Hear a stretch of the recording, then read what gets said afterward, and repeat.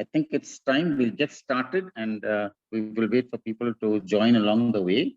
I have known Dr. Sanjeev Gulati since years, since my training days. I first met him in Toronto, no, during actually my entrance to DM nephrology, SCPGI Chandigarh, I think 89 or so, 89, 90. Yeah. So it's wonderful to have Dr. Sanjeev Gulati. He's currently working as Principal Director in Nephrology at Fortis Group of Hospitals, New Delhi. He's the current president of the Indian Society of Nephrology, ex-vice president of the Indian Society of Organ Transplantation, and member governing body of the Indian Society of Nephrology and Indian Society of Organ Transplants. He was previously working as the additional professor in nephrology at Sanjay Gandhi Postgraduate Institute of Medical Sciences, Lucknow, India. He has also worked as associate professor in nephrology at McMaster University, Hamilton, Canada. He has post-MD experiences of over 30 years now. He has a dual qualification in adult and pediatric nephrology. So that's a rare combination, actually.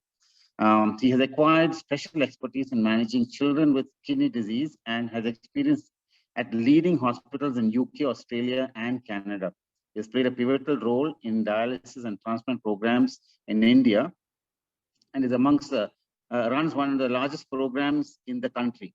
He has awarded a number of orations from the Indian Society, Organ Transplantation, and the other societies.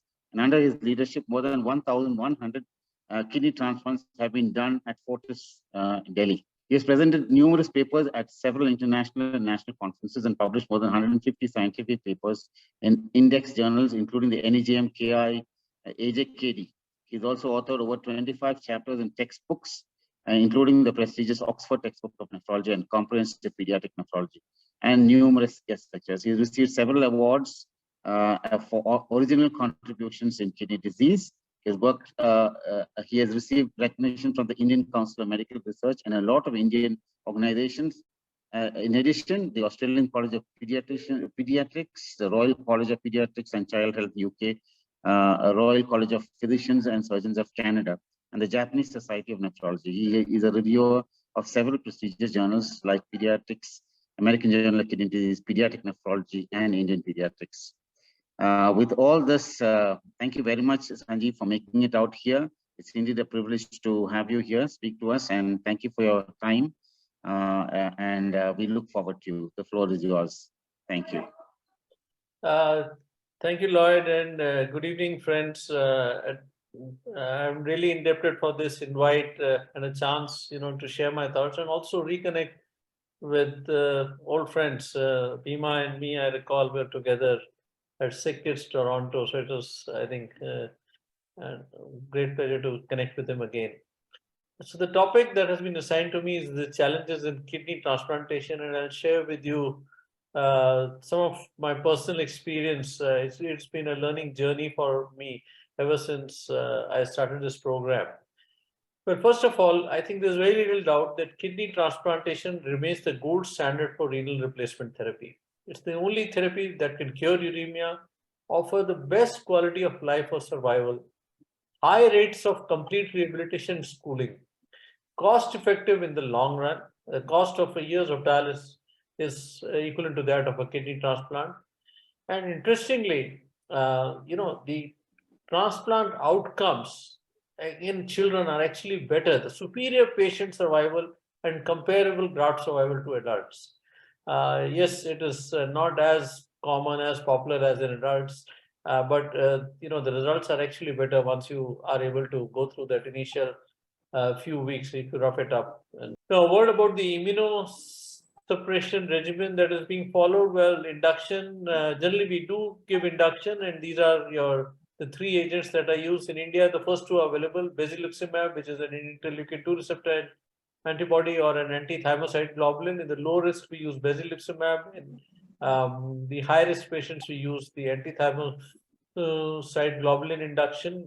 Maintenance is TAC, mycophenolate, prednisone. After a while, generally beyond a year or 2 years, we prefer to switch to TAC as a pred because of all cost concerns and also lower rate of infections. Steroids we give daily, but alternate day steroid therapy has been used predominantly for promoting growth. We have also experimented with steroid avoidance protocols. And yes, if you go into the international literature, you can do CNI avoidance using Bilatacept, but personally, it's not yet been available in India, so I don't have any personal experience. This is the brief overview of the various immunosuppressive agents and why we use. So, borrowing from the principles of chemotherapy, we use agents which act at different site of action. So, you would use either tacrolimus or cyclosporin, as I showed you earlier, along with mycophenolate or AZA, along with prednisone and either an induction agent, so that you get synergistic action that is there. Now, these are the outcomes. Compared our data. As you can see, there has been considerable improvement, and currently we don't even talk about a 1 year survival. We talk about 10-year outcome of 60%, and we have children who have been surviving into their third decade, beyond 20 years, also with excellent rehabilitation. So there is no doubt that this therapy works magic for them. These were initial outcomes when I started the program in SCPGI Lucknow. Quite a learning curve for us. That time, very little immunosuppression. We didn't have any induction agent. Cyclosporin, AZA, and PRED was all that we had used and available to us. And that too, the cyclosporin was only available from Novartis, so fairly expensive. So this is our initial data of 39 patients. Majority were males, aged 10 to 18 years. Graft survival, 1 year, 89%, 3 years, 70%, 5 year getting down to 50%. And the major reason of this was, cyclosporin discontinuation because of cost concerns. Some we tried that was an era of cyclosporin withdrawal to there were some papers. And because of predominantly cost concerns, we did try and withdraw. And we soon, learned that this was not the way to go. And we started counseling our patients that CNIs should be actually, along with prednisone and the antimetabolites, the sheet anchor of therapy. So as you see, there's a learning curve here. So this is our subsequent experience, which we have published in Journal of Nephrology and Renal Transplantation 2009 of 43 initial transplants at Fortis Hospital. 33 were males, 10 were females. 1 year survival of 99%, 5 year 85%, 10 year 80%. So you can see how things have changed. And I think this was with the use of induction, along with switch from cyclosporin AZA to TAC MMF. And our comparable data from SCPJ also of our cohort around that time was 94.3% 1 year, 5 year survival of 67%. And these are some of the children that this is one of the youngest children that we transplanted. He was, I think, about 4 years, although he weighed just 10 kg, more like a 2-year-old child who had come to us from Cambodia. There's another preemptive transplant that we had done. These are 2 other children that I'll share with you some of the things.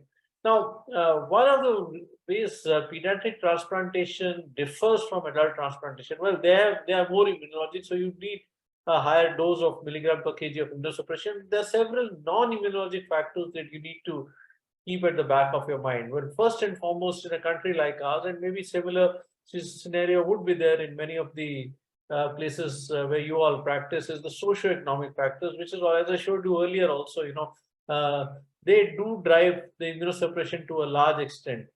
Then the donor and recipient specific factors that transplant, the donor quality, are you using cadaveric en bloc kidneys, the donor recipient mismatch, genetic factors, and also, you have a much longer kidney life ahead, and also some of these diseases in children, they tend to come back, notably FSGS, mesenteric glomerulonephritis, HUS. So you have to contend with that. There are also kidney transplant procedure-related factors like delayed graft function, surgical complications, far more difficult, especially in the younger children because of the anatomy, higher surgical complications. And then we have the effect of acquired disease on the renal allograft in terms of de novo disease, new onset diabetes after transplant.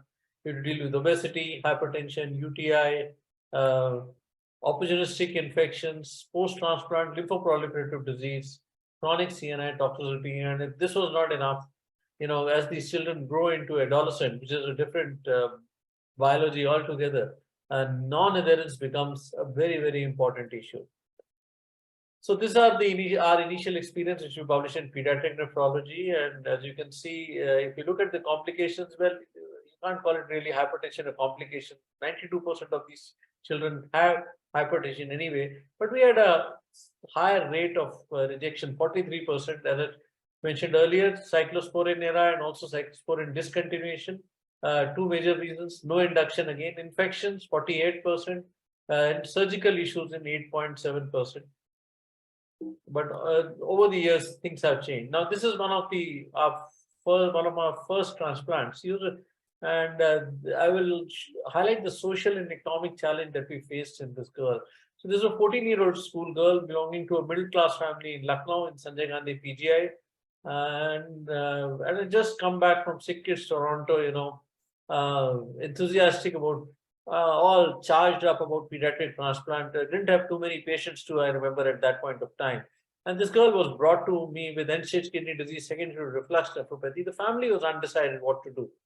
They had seen 3 leading nephrologists in Delhi, and all the 3, had told them that there was no point in going ahead with the kidney transplant, and it's better to have another girl because this is another child. But this is a girl, they have social issues.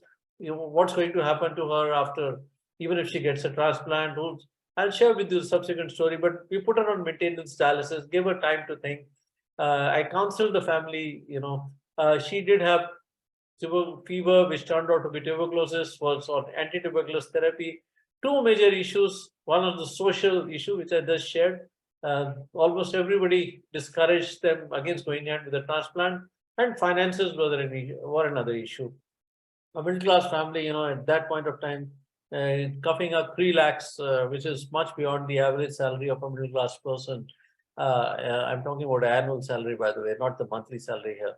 So what we did was we roped in. I still remember we roped in the school. I wrote a letter to the principal, and we did some crowdfunding, and I think the finances were collected in within a month. We had the finances at our disposal. The donor was never a problem. The family did, the mother was committed, so went ahead with the kidney transplant in 2003. So we are now in 23. I'll share with you.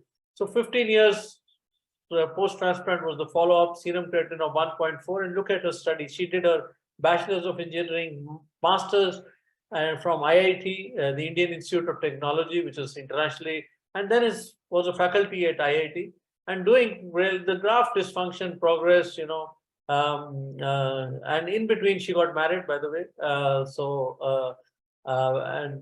While she was a faculty, and last year she progressed to, in 2022, she progressed to stage 5 kidney disease, and we quickly gave her a second transplant. The first one came from the mother, but this time she had got married. So the second one, the husband came forward, a scenario that we are increasingly seeing, and she's currently back to her job about 5 months post-transplant. Just had a follow-up last week, doing well. There are medical challenges. This is a 12-year-old boy. This boy here was referred to us from Uzbekistan with a diagnosis of dilated cardiomyopathy. He had severe heart failure, severe PH, pulmonary artery hypertension, ejection fractions of 10%. And, obviously when we saw him, there was no way. He was too sick to undergo transplant. The family was very committed. They said that there's no dialysis back home, and it almost means certain death. And so we put him on daily hemodialysis. And with that, as you can see, there was a dramatic improvement in the echocardiography. And this again, had a very good pediatric cardiology colleague who was, egging me that, yes, just optimize the dialysis. We might be lucky, and we were. Finally, the ejection fraction improved. Ended up in 2013, that's nearly 10 years ago, with a kidney transplant. Post-op course was uneventful, serum creatinine of 0.6 last follow-up, and from a boy who could barely walk 2 steps, he actually was in the school boxing team when he last came to me in the follow-up. This is another problem that we frequently face: abnormal urinary tract. So this is a 9-year-old boy, anorectal malformation, ileocystoplasty, recurrent UTIs in the chronic kidney, progressed on to chronic kidney disease, has a mitrafenop, ureteric implantation, kidney transplantation was done finally in 2012.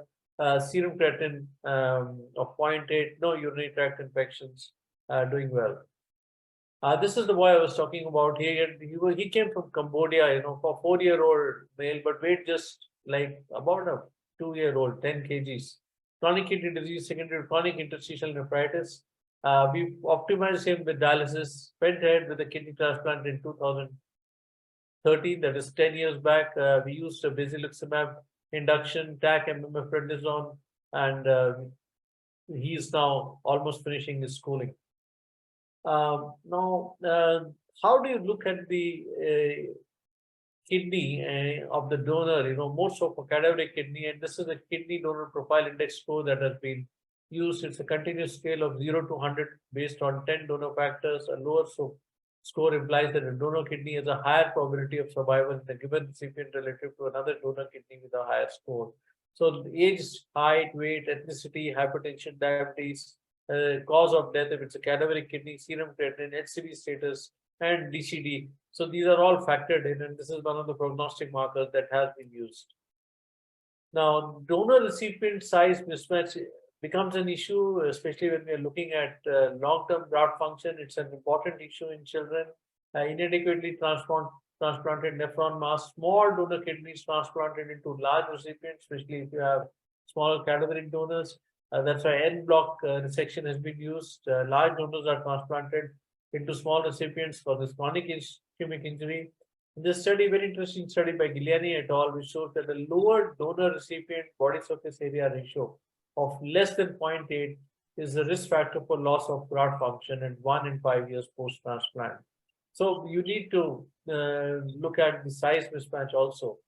Now, several genetic factors have been, genetic polymorphisms have been looked at and their influence on the allograft outcomes, and an early enrichment of the EMT-related gene expression at 3 to 6 months post-transplant and at 24 months, with a strong correlation of the EMT-related gene expression for size mismatched allograft recipients and those with higher CNI toxicity score on biopsy. Again, the DD homozygous allele has been identified in pediatric patients with most pronounced EGFR decline post-transplant, and donor APOL1 status can also be detrimental to long-term graft survival. Studies in children show that. Recurrent disease is an issue, and there's higher mortality rates for oxalosis, congenital nephrotic syndrome, rash syndrome, which we do encounter in children. Again, autosomal recessive polycystic kidney disease, death resulting from sepsis due to cholangitis and liver involvement is there. So poorer outcomes. And as I mentioned earlier, recurrence rates is something that you need to keep in mind, especially if you're transplanting children with FSGS, mesenteric glomerulonephritis, and the genetic varieties of hemolytic uremic syndrome, atypical HUS. And now we have a host of genes, which have been identified here. With finished nephrotic syndrome, recurrent nephrosis in the transplant due to anti-nephrin antibodies post-transplant has been observed directly at the missing protein, which is now present in the allograft. Alport syndrome, you can develop new onset hematuria, proteinuria, and allograft dysfunction, as the new kidney glomerular basement membrane does not lack the alpha 3, 4, 5 collagen trimers that have been absent in the recipient, and you can have anti-GBM disease. So this is our subsequent data. As I showed you, I shared the initial data of 40 patients. This is subsequent 84 patients between 2007 and 2017, 97% patient survival, 92% drug survival, 90% infection, and rejection rates down to 12%. These are the various infections that we have seen: urinary tract infection, then CMV infection, fungal infections, varicella we have seen, tuberculosis, BK virus. So opportunistic infections remain a risk, permanent risk in patients receiving immunosuppressive therapy, which may impact allograft survival. You need to monitor for them, look for them. CMV infection, BK virus infection, Epstein-Barr virus infection, fungal infections. And therefore, optimization of immunosuppression and surveillance is the key, and which is one reason that why we are choosing to step down to azathioprine after the end of 2 years. Now, this is a very interesting patient, which I first saw when I was in Lucknow. He received his first transplant, which actually failed due to surgical complication, underwent a second transplant in September 2005. Cyclosporin, MMF prednisone, post-transplant 1.2 to 1.3. Well, this 8 years, actually 18 years post-transplant. But 8 years post-transplant, he came to us with a serum creatinine of 1.5. We biopsied him, and the graft biopsy showed interstitial infiltration, no tubulitis, and we screened him for BK virus. He was indeed BK virus positive. So we switched him on from cyclosporin, MMF prednisone to cyclosporin prednisone, leflunomide for a while. And now he's back on tech and MMF. He's now actually 18 years post-transplant. Also had his share of COVID infection when he was hospitalized, but fortunately survived the Delta wave, and he is now grown up. As you can see, he's married, he's got a kid, and he's handling his father's business, so he's supporting his family too. CMV infection is an issue because a lot of these children are actually CMV negative. We ended up getting donors from who are often CMV positive. So as a policy, we do screen these patients at the time of transplant. This is a patient which we transplanted first in March 2009. And at that point of time, the family, was very keen for a steroid-free protocol. So they literally forced us to, go for this protocol. One of the first few patients, because of concerns regarding growth. So we put him on TAC MMF, and he did well initially. But later on, he developed a CMV infection. So we switched from TAC MMF to TAC SR. And he developed a chronic antibody-mediated rejection. So this was his follow-up until 9 years post-transplant, when he had serum creatinine of 1.9. I'll share with you the subsequent follow-up. So last year he did progress, that is in 2022.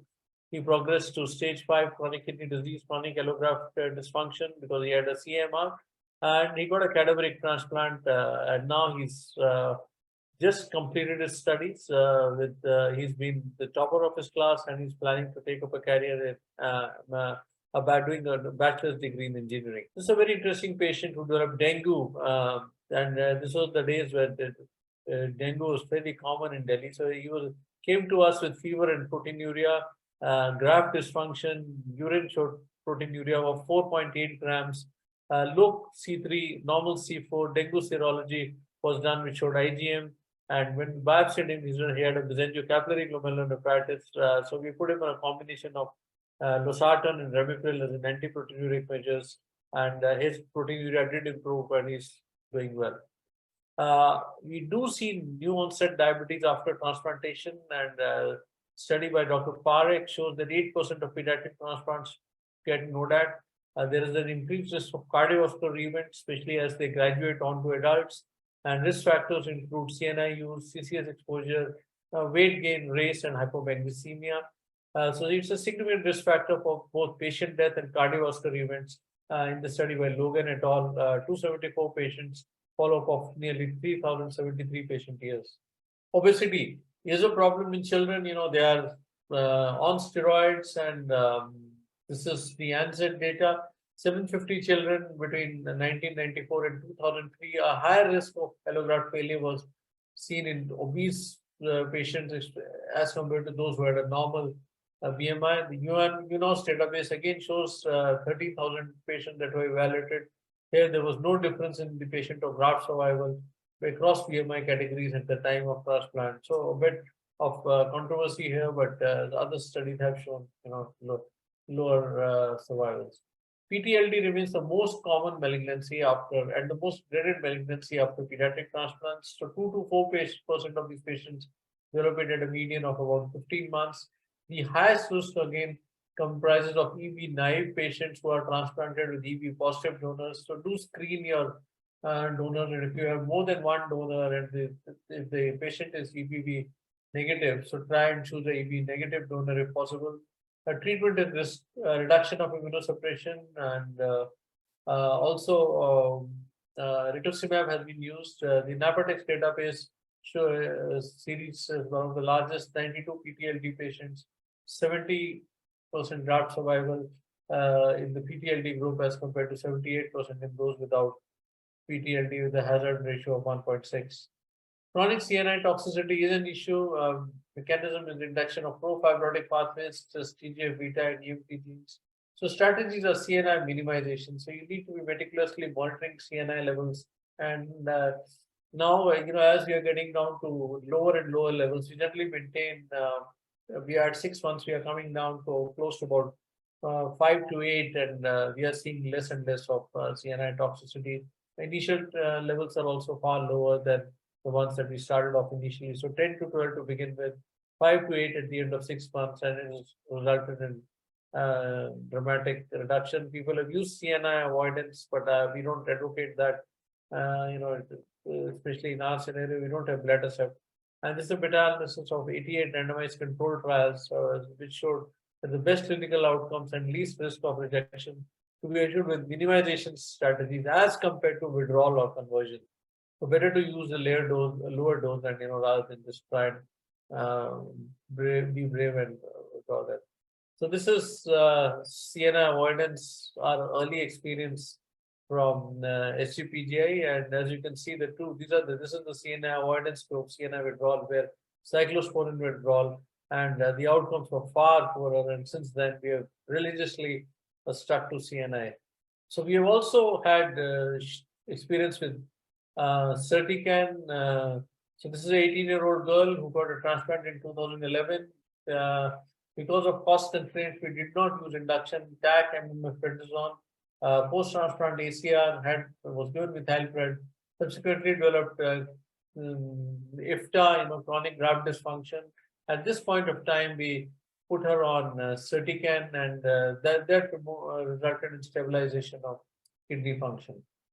Hypertension is a very common finding. 90% of these children are hypertensive, and poor blood pressure control in pediatric transplantation. Only different 40, as you can see, 44% at 1 year, 66.7% at 5 years, and 43% at 10 years were on well controlled on antihypertension.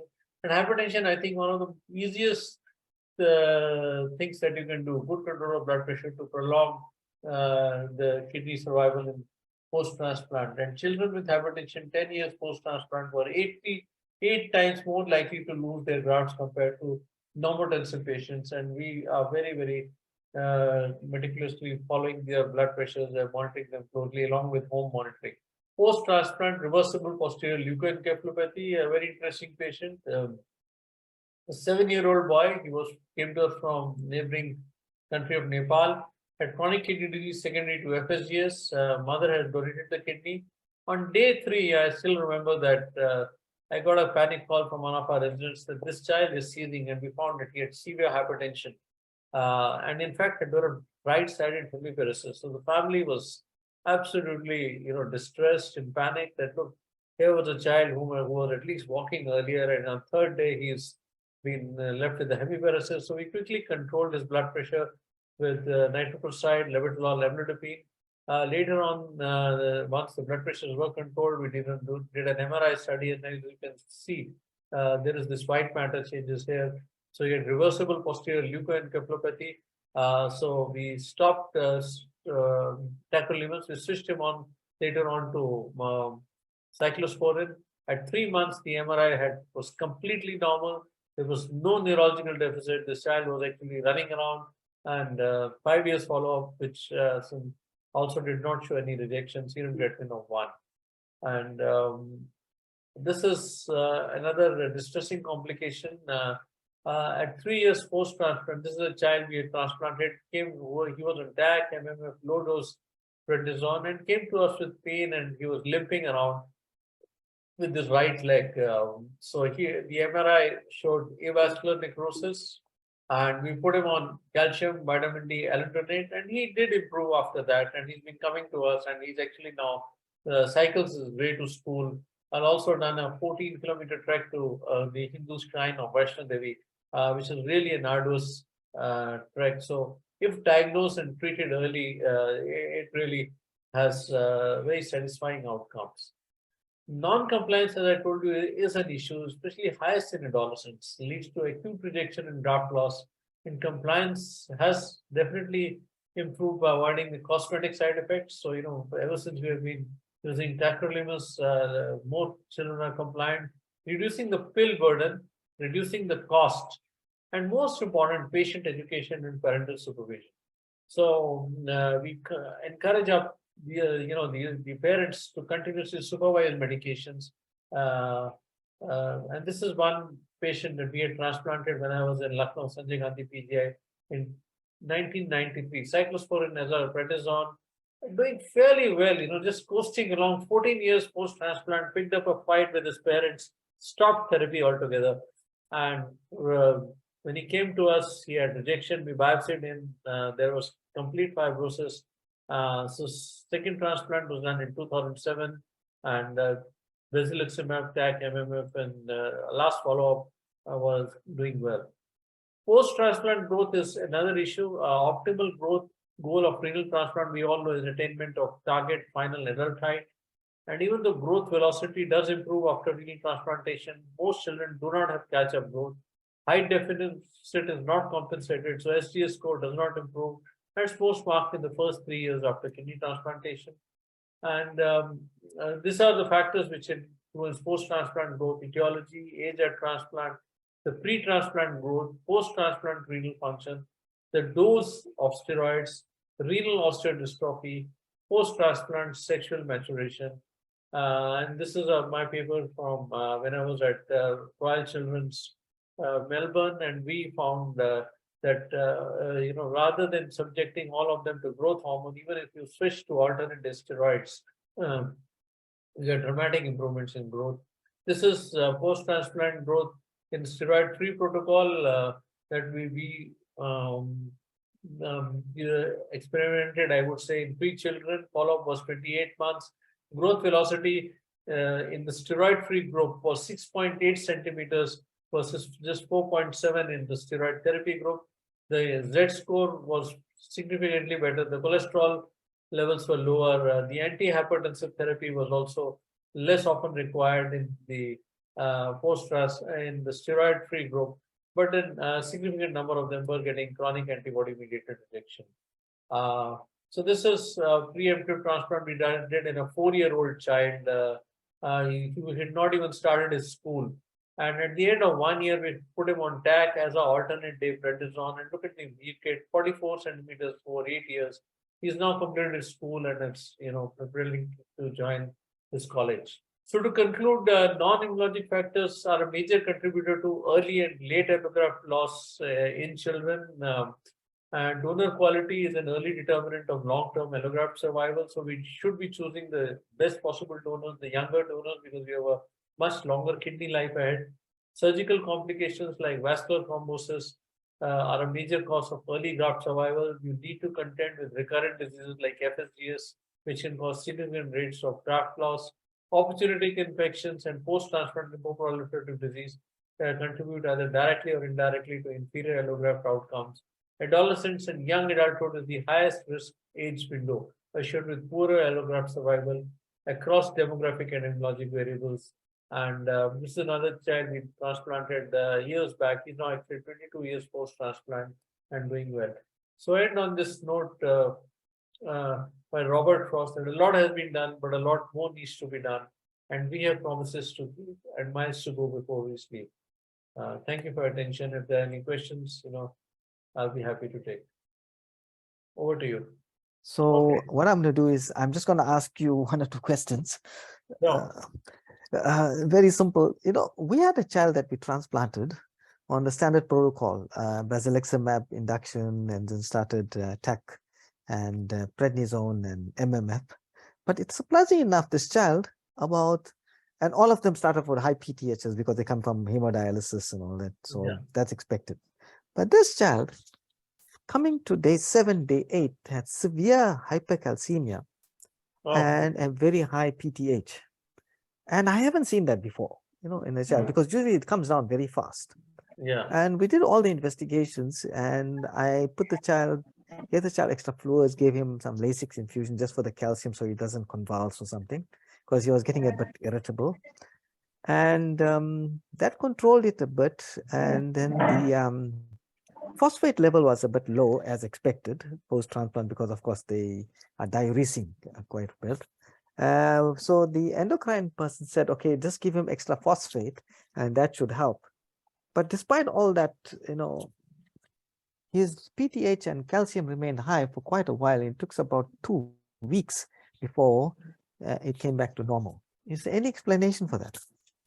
No, I think he had severe hypoparathyroidism, and you could use cinacalcetide. I don't know whether it's available there. Sorry? So, cinacalcetide, that is. Yeah, cinacalcetide. Yeah, we have it, but it's not available to us in the public sector. So we only have it in the private I sector. recall one odd patient, and yes, Sensipar.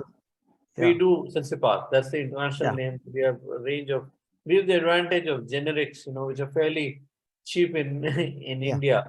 So yeah, no, we don't have the it generic, unfortunately. using it in an odd patient that we have found, and by the end of 1 month, the post-transplant, it takes a while. It takes about a month to settle, and the severe, a lot of them, some of them may actually have adenomas also, So you could screen for a parathyroid. Actually, we adenoma. screened this child for adenoma. He did have a small adenoma, but because he's asymptomatic and the calcium levels are normal now, the surgeons have decided just to watch it and to monitor it to see. They haven't removed it. So, just one of the weird complications that we saw post-transplant. Yeah. But thank you very much for that lovely talk. And it's good to see your personal experience. And you all have done a lot of work there, We don't have so many transplants. We've just started, and we have like half the number that you have at the moment. Yeah, it's picking up. Donors are a big problem for us. Donors, we have to. I think, nowadays we are accepting grandparents, to begin with, and then moving on to the parents, leaving the parents for later on. So that's some of the strategies that we have used to, widen the donor pool. No, but thanks a lot for that lovely talk. Thank you very much. It was a wonderful session and extensively covered. I think there's nothing that you've not touched upon. I could see in such a short span of time. Very comprehensive and very nicely covered. Thank you. Now there are a lot of pediatric nephrology people in the crowd. I can see Dr. Francis Patrick from Tanzania, who's one of the lead Tanzanian pediatric nephrologists.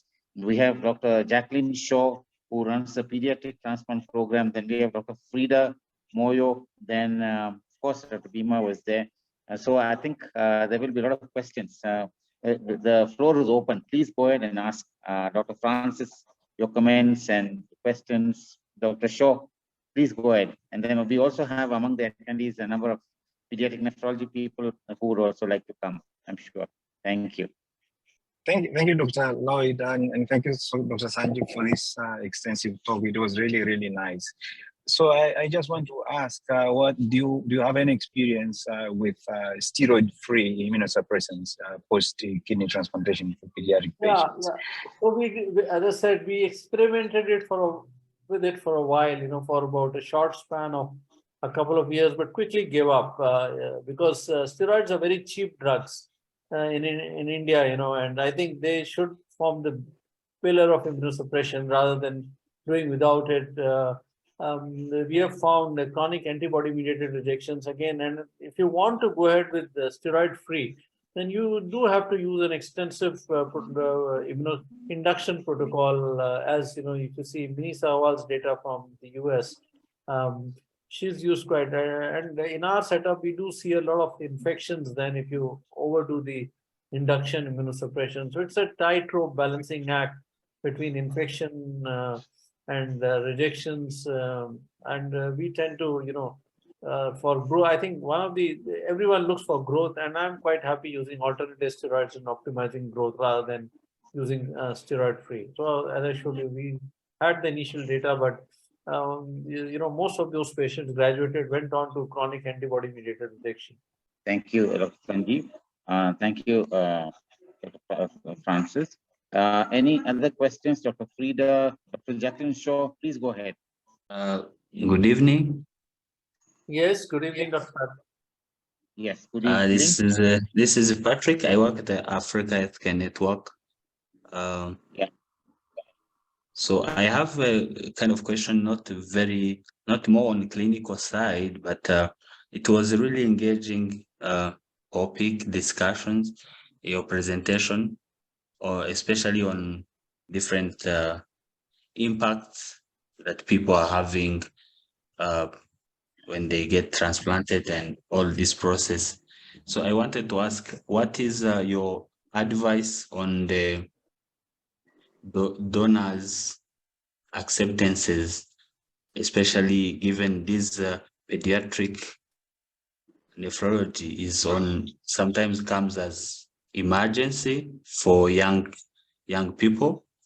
So what is your advice on the donors to be very also quick response on this? Thank you. Yeah. So donors, yes, I think you are very right. Donors are not easy to come by, you know. So if you see our initial experience, we were relying on the parents. But lately, you know, we are encouraging grandparents as the first option before going on to, you know, the parents or their uncles and aunts. So our first option upfront is a grandparent if there's a blood group match available. Thank you, thank you, Sanjeev. So we have two more questions there in line. Yeah. Dr. Jacqueline Shaw and Dr. Narendra. Dr. Jacqueline Shaw, can you go ahead? Dr. Narendra? Yeah, good evening, everybody. I'm Dr. Narendra. I'm calling from Rwanda. Yeah. And I must say this has been a very interesting presentation. I thank you very much, Dr. Sanjeev, for sharing us with your experiences in the pediatric transplantation. Incidentally, I'm not a pediatrician, but I'm an adult nephrologist. Interesting. Okay. I think after my fellowship training in South Africa, in Johannesburg, I was doubling up as both a pediatric and adult nephrologist in this area. Such that I think we should not just focus on. Live at least I'm talking about in East Africa and probably in Africa. I think where there is such an experience we can tap from pediatricians, whether you're adult or if you have a pediatric nephrologist, what you can get from others, I think sometimes you might find yourself, doubling up your practice. So I think this has been very relevant to nephrologists of all classes, be it adult nephrologists or pediatric nephrologists. Thank you very much for this presentation. Now, my question is, incidentally, we haven't established a full-fledged transplant program. We send most of our patients to India. And this question I'm going to ask you probably can be answered better by the surgeons, but I'm sure you exchange ideas with them. There is the question of is it vascular or ureteric anastomosis? How easy or how hard is it compared to? How easy is it in children compared to those in adults? Because I think, as far as the surgical aspect is concerned, probably considering the size of the ureters and the arteries, it's probably very difficult.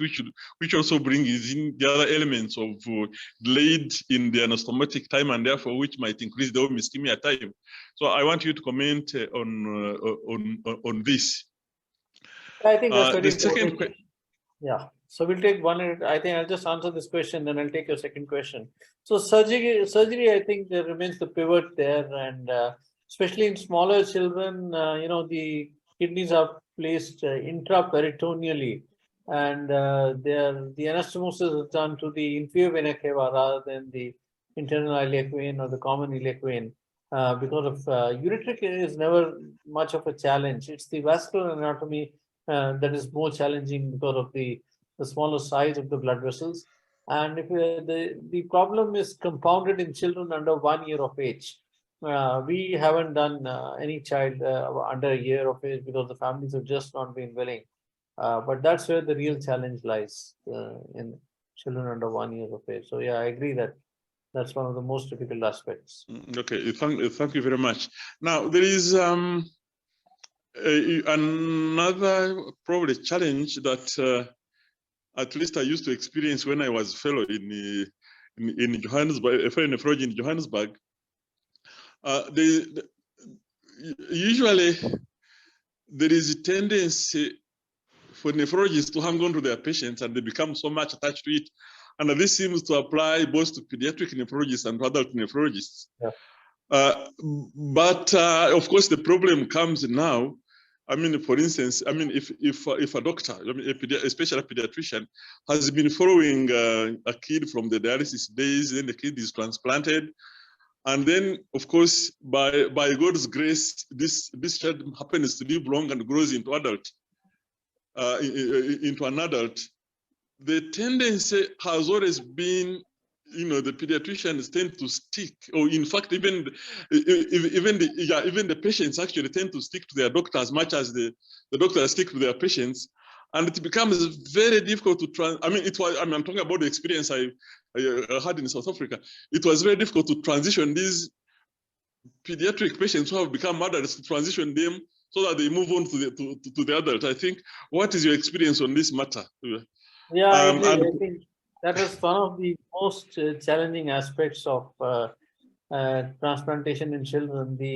Because, you know, as you rightly said, the patients, the children are not comfortable going into the adult nephrologists, and these children, you know, they are used to continue to get pampered by their pediatric nephrology physicians. But nevertheless, I think they should be moving on to the adult world because this handle the different. They have this get into different problems, the cardiovascular issues, the metabolic issues, which are probably better handled by the adult nephrologist than their pediatric colleagues.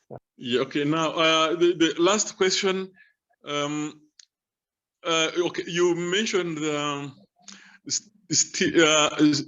steroid-free immunosuppressive regimen. Yeah. Well, I know it has worked.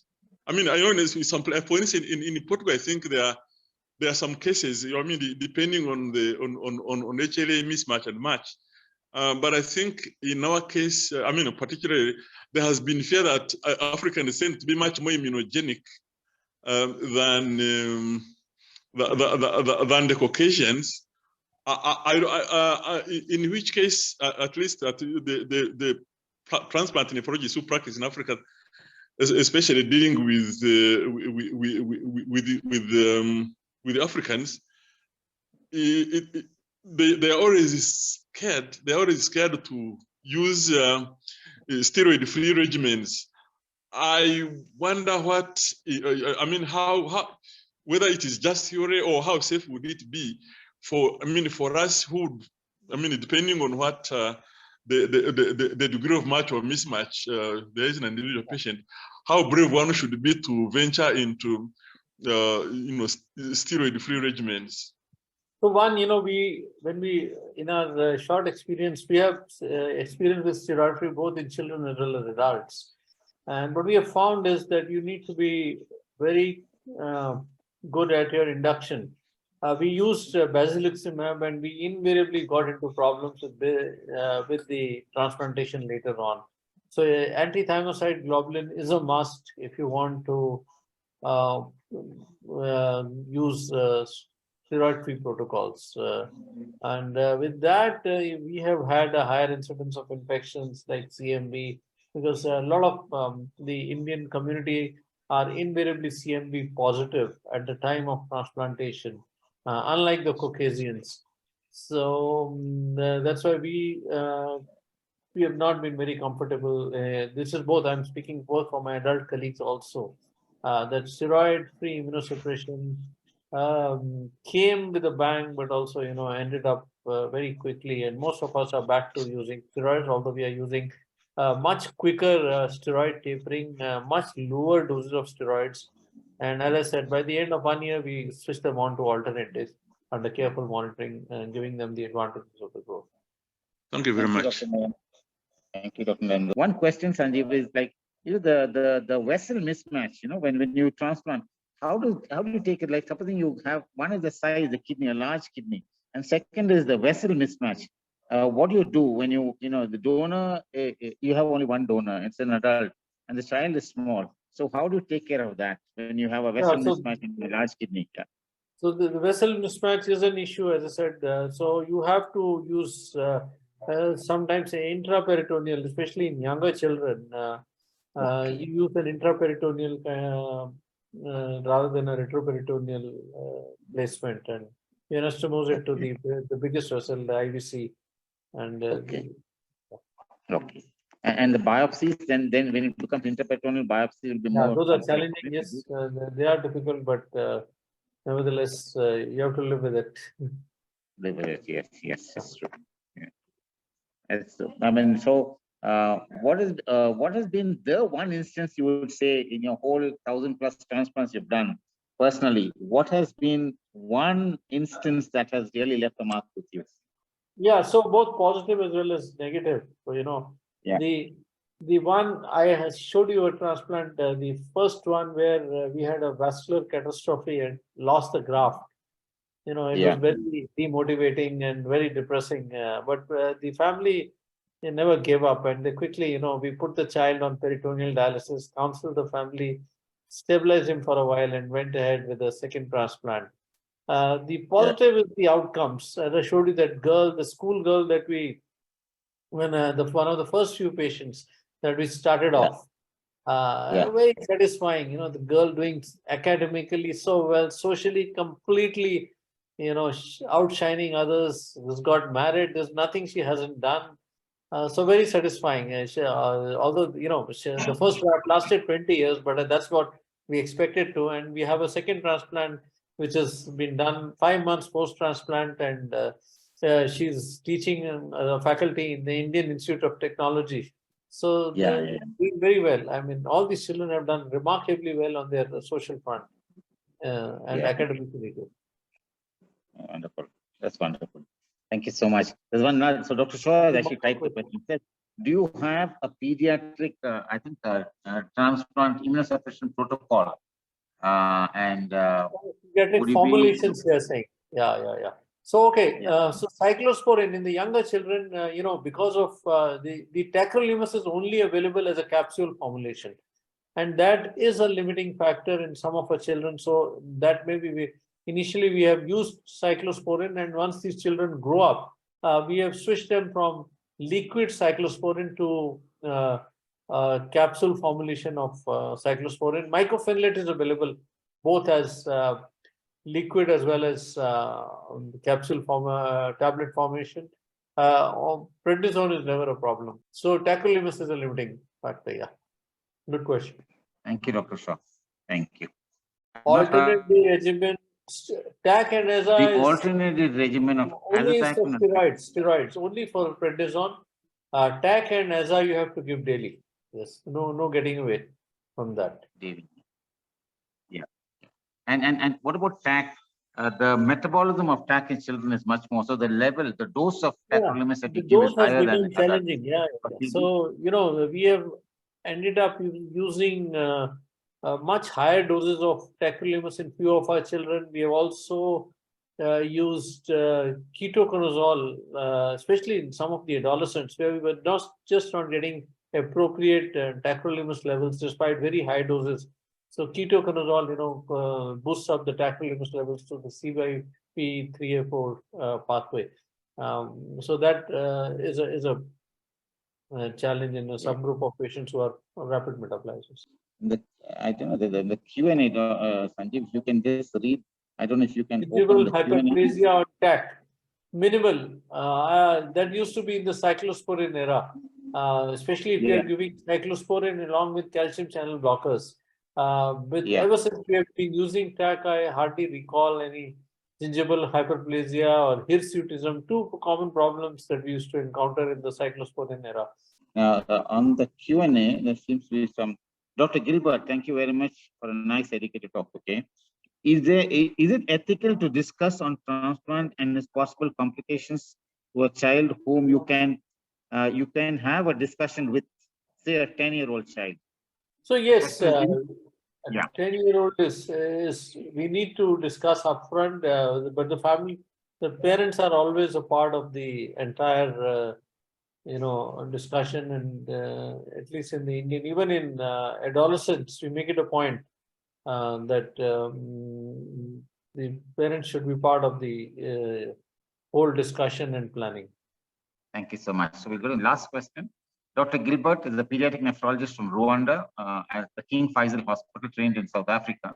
Dr. Gilbert's question is, do you use non-ABO compatible donor trans? Do you do a non-ABO compatibility donor transplants? Yes, we have done non-ABO compatible or ABO incompatible in our adult program. But so far, the outcomes are, even if you do the plasmapheresis and column, the outcomes are low. So I discourage ABO incompatible in children because of the higher risk of rejection.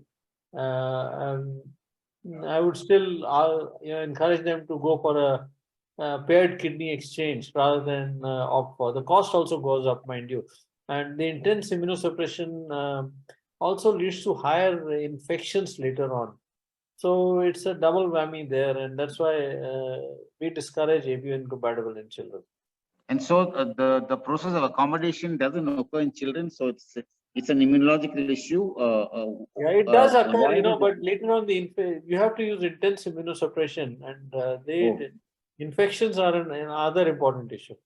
So rejection happens. We have seen even in the adults' experience, despite very low titers. I believe you would have similar experience.